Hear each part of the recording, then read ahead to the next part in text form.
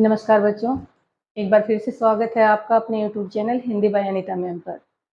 आप और आपका परिवार कुशल मंगल से होंगे, इसी उम्मीद के साथ चलिए बढ़ते हैं आज हम आगे हमारे टॉपिक की तरफ। जैसा कि आप सभी जानते हो, पिछली कक्षा में हम पढ़ रहे थे संधि, और संधि में हमने पूरी कर ली थी हमारी स्वर संधि। आप सभी जानते हो संधि के हमने 3 भेद पढ़े हैं, स्वर संधि, व्यंजन संधि और विसर्ग संधि। तो स्वर संधि हमारी कंप्लीट हो चुकी है। तो आज का जो हमारा पार्ट रहेगा वो स्टार्ट होगा जी हमारी व्यंजन संधि से। तो आज हम पढ़ने वाले हैं व्यंजन संधि। जैसे कि आप सभी बच्चे जानते हो, मैंने स्टार्टिंग की वीडियो थी जो हमारी संधि की जो सबसे पहली वीडियो थी, उसी में आपको बताया था कि व्यंजन संधि के कोई भेद नहीं रहेंगे, यहाँ पर हमारे क्या रहेंगे, अलग अलग नियम रहेंगे। तो हम नियम पढ़ने वाले हैं।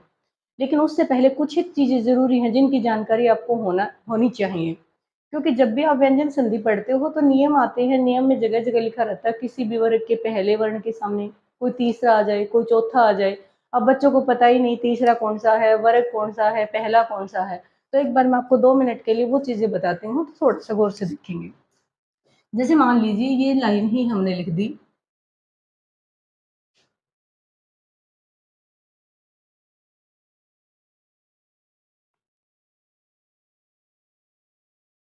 वर्ण के टॉपिक में हम इसके बारे में कंप्लीट डिस्कस करेंगे। भाई अभी हमारा वर्ण का टॉपिक हुआ नहीं है, जब वो टॉपिक पढ़ेंगे तो ये सारी की सारी चीजें भी हम पढ़ेंगे।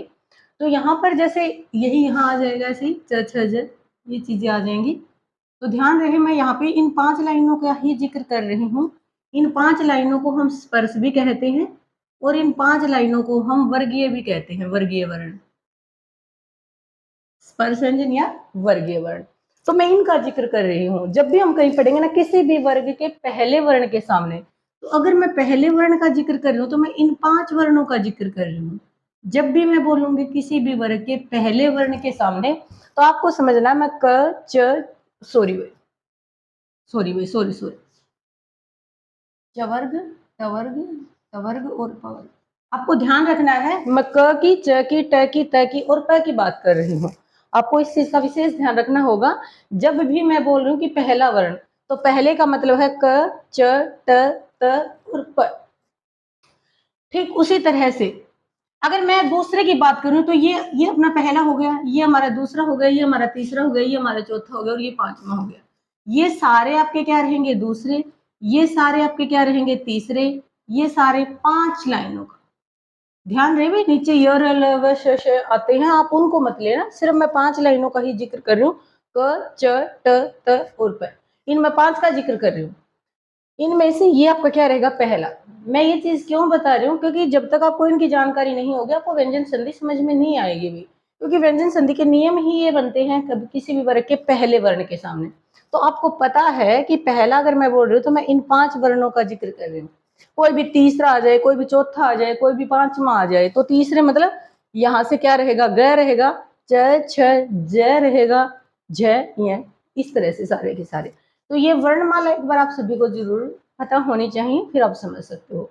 और ज्यादा की मैं कोई बात नहीं कर रही, बाकी ज्यादा को तो हम कहाँ पढ़ेंगे, वर्ण के टॉपिक में। व्यंजन संधि के लिए आपके पास इतनी जानकारी हो तो आपका काम चल जाएगा। तो चलो बढ़ते हैं हम नियमों की तरफ।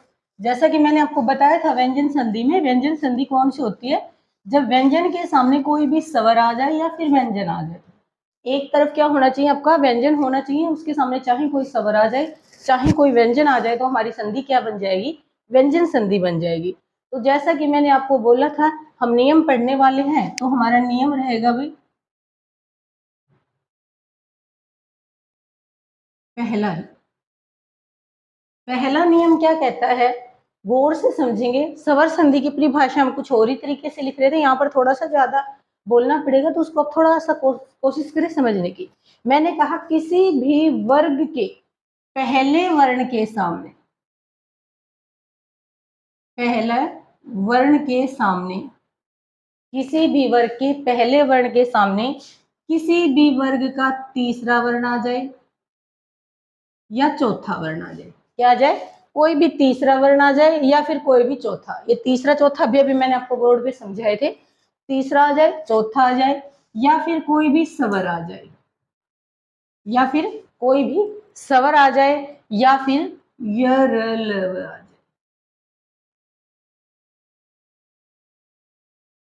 किसी भी वर्ग के पहले वर्ण के सामने किसी वर्ग का तीसरा चौथा व्यंजन आ जाए, कोई भी स्वर आ जाए या फिर यह र ल व आ जाए। अगर ये चीज आ जाती है तो हमें क्या करना होगा, तो नियम हमारा कहता है कि पहला वर्ण, मतलब यहाँ पर जो वर्ण है पहला वर्ण, पहले का अपने ही वर्ग का क्या बन जाएगा, तीसरा बन जाएगा। क्या बनेगा, तीसरा। आप लोगों को बिल्कुल भी कंफ्यूज नहीं होना बेटा, एक बार बच्चों आप जब एग्जाम्पल समझोगे ना तो आपको आराम से समझ में आ जाएगा। किसी भी वर्ग के पहले वर्ण के सामने कोई भी तीसरा चौथा कोई भी स्वर या फिर यह आ जाए तो पहला वर्ण अपने ही वर्ग के, पहला वर्ण अपने ही, यहाँ पर जिस वर्ग का वर्ण है ना उसी वर्ग के तीसरे में बदल जाएगा। किस प्रकार से, वो एक बार हम समझने की कोशिश करें। सबसे पहले तो हम एक बार इसी चीज को समझेंगे भाई ये पहला वर्ण क्या होता है। पहला वर्ण क्या होता है, पहला वर्ण या तो क होगा, ध्यान रहे यहाँ पर हलंत लगेगा भी अगर मैं व्यंजन की बात कर रही हूँ तो। अगर मैंने हलंत नहीं लगाया इसका मतलब तो अ हो गया ना यहाँ लास्ट में, तो क आ जाए या फिर च आ जाए या फिर ट आ जाए, त आ जाए या त आ जाए। पहली तरफ अंतिम वर्ण जो हमारा यहाँ वाला शब्द है इसका ये अंतिम वर्ण क हो, च, ट, त या प हो और उसके सामने इनमें से कुछ भी आ जाए, इनमें से कुछ भी आ जाए तो आप क्या करोगे, क की जगह पे क का तीसरा क्या होता है, क ख ग, क की जगह पे क्या बन जाएगा हमारा, ग बन जाएगा। अगर च के सामने ये चीज आ जाए तो जो च है उसके स्थान पर क्या बन जाएगा, च छ ज, च का तीसरा क्या बनेगा भाई, ज। अगर ट के सामने इनमें से कुछ भी आ जाए तो ट ठ ड, ट की जगह पे क्या बनेगा हमारा, ड बनेगा। अगर त के सामने इनमें से कुछ भी आ जाए तो त थ द, त की जगह पे क्या बनेगा, द बनेगा। और अगर प के सामने इनमें से कुछ भी आ जाए तो प फ ब, प की जगह पे क्या बनेगा, ब। ये हमारा नियम है, आपको नोट करना है, कुछ भी करना है तो एक बार देख सकते हो अच्छी तरह से। मैंने कहा किसी भी वर्ग के पहले वर्ण के सामने, मतलब इनके सामने इनमें से कुछ भी आ जाए, तो अगर क है तो क की जगह पे ग, च की जगह पे ज, ट की जगह पे ड, त की जगह पे द और प की जगह पे क्या आ जाएगा, ब आ जाएगा। आइए एक बार समझने की कोशिश करते हैं, क्योंकि अगर कोई बच्चा संधि को पहली दूसरी बार ही पढ़ रहा है तो शायद ये परिभाषा उसको कंफ्यूज कर देगी। तो ध्यान से देखो, मैं आपको उदाहरण समझा समझा के यहाँ पे समझाऊंगी उदाहरणों के साथ। हमने लिख दिया भाई दिक प्लस में अंबर, क्या लिख दिया, दिक प्लस में अंबर। आप देख पा रहे हो यहाँ पर क लिखा हुआ, क मतलब पहला वर्ण लिखा हुआ है, इसके सामने क्या आ गया, इसके सामने एक स्वर आ गया भाई, क्या आ गया, स्वर आ गया। हमने यही पढ़ा था पहले के सामने अगर कोई स्वर आ जाए तो जो ये वाला वर्ण है अपने ही वर्ग के किस में बदलेगा, तीसरे में बदलेगा। तो क का तीसरा क्या होता है, क ख ग, ग कैसा बनेगा आपका, क आधा है तो ग भी कैसा बनेगा, आधा ही बनेगा, परंतु इसके सामने क्या आया हुआ है, स्वर आया हुआ है, तो वो कैसा हो जाएगा आपका, पूरा हो जाएगा, ऊपर क्या लग जाएगा, अनुस्वार लग जाएगा, दिगंबर। जैसे देखो एक उदाहरण और देखते हैं हम। हमने लिखा वाक प्लस में ईश, वाक प्लस में ईश, पहला वर्ण है, सामने क्या आ गया, स्वर, तो क की जगह पे क्या बन जाएगा आपका, ग बन जाएगा। ग कैसा होगा, आधा, लेकिन सामने स्वर है तो पूरा हो जाएगा और शब्द बन जाएगा आपका वागीश। ई क्यों लगा, कई बच्चे तो ये सोच रहे हैं क्योंकि सामने ई है भाई इसलिए ई लग गया, आ होता तो आ बन जाता, ए होता तो ए बन जाता, ठीक है। जैसे हमने लिखा दिक प्लस में गज, पहले वर्ण के सामने क ख ग क्या होता है, तीसरा होता है, पहले वर्ण के सामने क्या आ गया, तीसरा आ गया। अगर पहले के सामने तीसरा आ जाए तो ये पहला वर्ण है अपने ही वर्ग के किस में बदलेगा, तीसरे वर्ण में बदल जाएगा। क का तीसरा क्या होता है, ग होता है, क आधा है तो ग भी कैसा बनेगा, आधा। अब की बार सामने कोई स्वर नहीं है, अगर स्वर होता तो ये क्या हो जाता, हमारा पूरा हो जाता भाई, तो ये बन जाएगा ग कैसा रहेगा, आधे का आधा और आगे वाला ऐसे का ऐसा, दिग्गज, दिग्गज। ठीक है, और देखते हैं, जैसे हमने लिख दिया षट प्लस में आनन, षट प्लस में आनन, त है, पहला वर्ण है त, इसके सामने क्या आ गया, स्वर आ गया। अगर पहले के सामने स्वर आए तो पहला वर्ण अपने ही वर्ग के तीसरे में बदलेगा। अब त का तीसरा क्या होता है, ट ठ ड, ड कैसा रहेगा, आधा रहेगा, लेकिन सामने आ है तो क्या लग जाएगी, आ की मां, षडान। ठीक है, जैसे एक और देखो, जैसे हमने लिख दिया षट प्लस में यंत्र,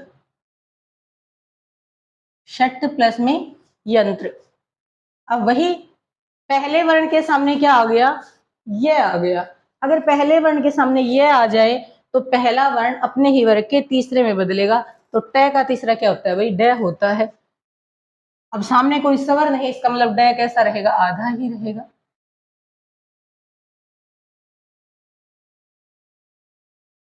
षड्यंत्र।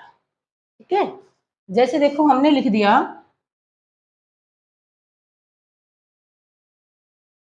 अच प्लस में अंत, अच प्लस में अंत। च पहला वर्ण है, इसके सामने क्या आ गया, स्वर आ गया। अगर पहले वर्ण के सामने स्वर आ जाए तो पहला वर्ण अपने ही वर्ग के तीसरे में बदलेगा। और च का तीसरा क्या होता है, ज होता है। तो हम च की जगह पे क्या बनाएंगे, ज बनाएंगे। च आधा है तो ज भी कैसा बनेगा, अपना आधा। लेकिन सामने स्वर लिख रखा है तो क्या हो जाएगा, पूरा हो जाएगा भाई, अजंत, अजंत। जैसे देखो हमने लिख दिया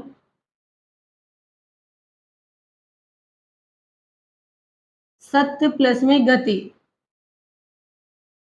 सत्य प्लस में गति। तय क्या है, पहला वर्ण है, सामने क्या आ गया, क ख ग, तीसरा वर्ण आ गया। तो पहले को किस में बदलेंगे, अपने ही वर्ग के तीसरे में। त का तीसरा क्या होता है भाई, द होता है। तय आधा है तो द भी कैसा बनेगा, आधा ही बनेगा। ठीक है, आगे हमने ऐसे का ऐसा लिख दिया, सदगति, सदगति। जैसे देखो हमने लिख दिया अप प्लस में ज, अप प्लस में ज। प क्या है, पहला वर्ण है, सामने क्या आ गया, च छ, तीसरा वर्ण आ गया।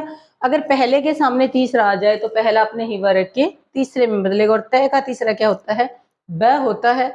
अब सॉरी, प का तीसरा क्या होता है, ब होता है। प कैसा है हमारा, आधा है, तो ब भी कैसा बनेगा, आधा ही बनेगा।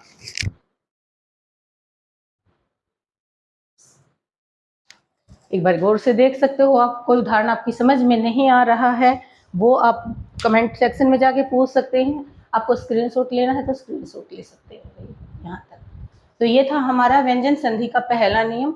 सिर्फ मैं आपको एक दो एग्जाम्पल के साथ समझा रही हूँ यहाँ पर, बाकी आप लोग प्रैक्टिस करेंगे, कोई भी दिक्कत आती है वो आप पूछेंगे। इस नियम को हम कह भी सकते हैं भाई एक का तीन, पहले का तीसरा। क्यों, क्योंकि पहला वर्ण अपने ही वर्ग के तीसरे में बदलता जा रहा है।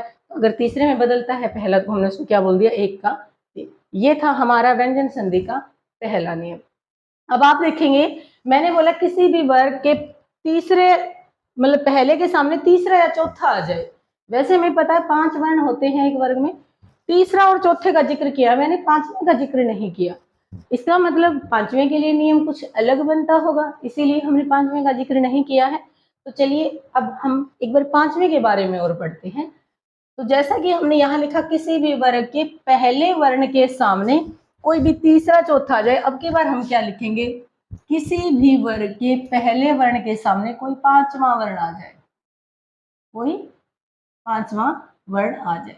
और पांचवें में क्या आएगा, मैं या फिर न आएगा, मन। मन से पढ़ते हैं भाई हम, तो हमने क्या लिख दिया, मन लिख दिया। तो मतलब मेरा क्या है, किसी भी वर्ग के पहले वर्ण के सामने किसी भी वर्ग का पांचवा, और पांचवा भी देखो, अब फिर वही बात आ गई, एक बार हम समझते हैं।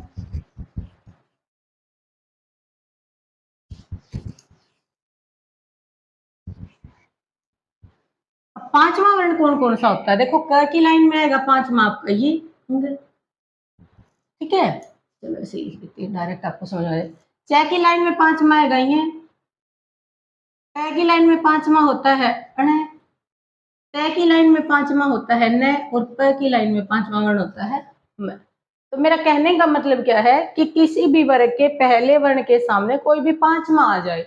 लेकिन मैंने साथ में एक बात और बोल दी यहाँ पे, मैंने कहा कि विशेष रूप से क्या आएंगे, मैं और न आएंगे। क्यों भाई, ऐसा क्यों हुआ? क्योंकि आप सभी बच्चे जानते हो जो ये हमने शुरू के वर्ण लिखे हैं इनसे कभी भी कोई शब्द शुरू नहीं होता है। आप लोगों को याद हो, कई बार ये बात तो हम सुन लेते हैं इनसे शब्द शुरू नहीं होता, शुरू नहीं होता, लेकिन कैसे नहीं होता है एक बार उस चीज को समझने की कोशिश करेंगे। आपने देखा होगा एक भी बच्चा, एक सिंगल बच्चा भी ऐसा नहीं है जिन्होंने ना पढ़ रखा हो कैसे कबूतर, ख से खरगोश, ग से गमला, घ से घर, खाली बोलते थे भाई। च से चरखा, छ छतरी, ज जग, झ झंडा, ये खाली बोला जाता था। ट टमाटर, ठ ठठेरा, ड डमरू, ढ ढक्कन, अणे खाली बोला जाता था। लेकिन न को नल बोला जाता था, मैं को मछली बोला जाता था, कुछ भी। इनको खाली क्यों बोला जाता था? क्योंकि इनसे कोई शब्द ही नहीं बनता ना, लिखने के लिए कुछ था ही नहीं, तो इसलिए इनको क्या बोल देते थे हम, खाली बोल देते थे। लेकिन इनसे तो हमेशा शब्द बनते हैं, इसलिए इनको कभी भी खाली नहीं बोला गया। अब हमें पता है जब इनसे शब्द ही नहीं बनते हैं तो उदाहरण कहाँ से मिलने वाले? उदाहरण तो हमें सिर्फ दो के ही मिलेंगे। इसलिए आप डायरेक्ट इतना भी लिख सकते हो कि किसी भी पहले वर्ण के सामने मैं या न आ जाए, क्योंकि इनके एग्जाम्पल आपको नहीं मिलेंगे हिंदी में हमारे, ठीक है। तो आई होप आप समझ गए होंगे अच्छे से कि मैं और न मैंने क्यों बोला, क्योंकि इन तीनों से कोई भी शब्द नहीं बनेगा। तो आपके पास यहाँ जो उदाहरण आने वाले हैं वो सारे किसके आएंगे? न और मैं के ही आएंगे। अब वही बात फिर से आती है, मतलब क्या होगा? हाँ, अगर पहले वर्ण के सामने कोई भी पांचवा वर्ण आ जाए तो जो पहला वर्ण है ये अपने ही वर्ग के पांचवें वर्ण में बदल जाएगा। पहला वर्ण अपने ही वर्ग के पांचवें वर्ण में बदल जाएगा। कैसे? मान लीजिए क के सामने मैं या न में से कुछ भी आ जाए तो क का क्या बन जाएगा? अंगे बन जाएगा। च के सामने मैं या न में से कुछ भी आ जाए तो च की जगह पर आप क्या लिखोगे? यह लिखोगे। त के सामने आ जाए तो ट की जगह पर आप क्या लिखोगे? ये लिखोगे। त के सामने आ जाए तो त की जगह पर क्या लिखोगे?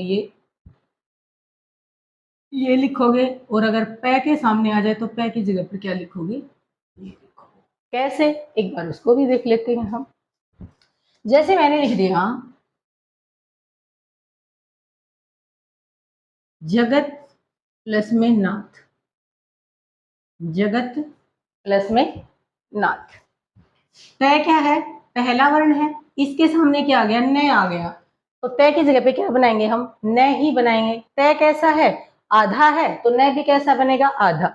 अगर कोई सामने स्वर होता तो क्या बन जाता? पूरा बन जाता। लेकिन यहाँ तो स्वर आना ही नहीं, सिर्फ दो ही चीजें आएंगी हमारी, शब्द बन जाएगा हमारा जगन्नाथ।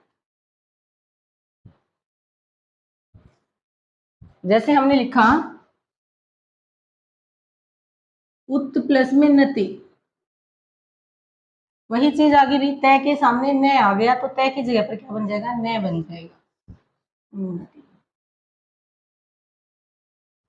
जैसे हमने लिख दिया उत प्लस में नायक, उत प्लस में नायक। तय के सामने न आ गया तो तय की जगह पर भी क्या बन जाएगा? न बन जाएगा, नायक।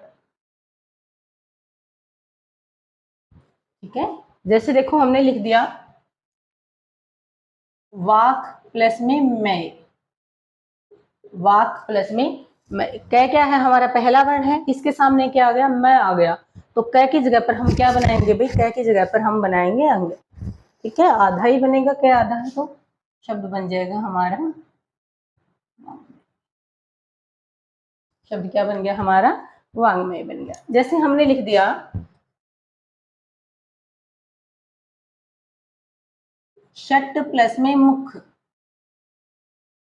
क्या लिख दिया? षट प्लस में मुख। तय क्या है? पहला वर्ण है, इसके सामने क्या आ गया? मैं आ गया। अगर तय के सामने मैं आ जाए तो तय का क्या बनेगा? न बनेगा। तय आधा है तो न भी कैसा बनेगा हमारा? आधा बनेगा। और ये हमारा हो जाएगा षण्मुख। क्या हो जाएगा हमारा? षण्मुख हो जाएगा।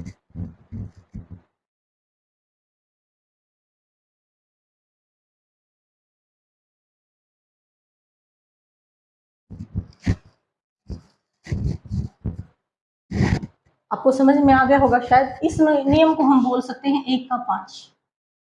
क्या बोल सकते हैं? 1 का 5। पहले का क्या बना रहे हैं हम? 5वां बना रहे हैं। पहले का क्या बना रहे हैं? 5वां। सारे पहले वर्ण किस में बदलते जा रहे हैं? 5वें में बदलते जा रहे हैं। तो बच्चों आज के लिए हम पढ़ेंगे इतना ही। अगली वीडियो में हम व्यंजन संधि पढ़ेंगे। व्यंजन संधि के कई नियम हैं। हमने आज क्या पढ़े? 2 नियम पढ़े हैं। तो अगली संधि में हम इस टॉपिक को और आगे बढ़ाएंगे। तब तक के लिए धन्यवाद।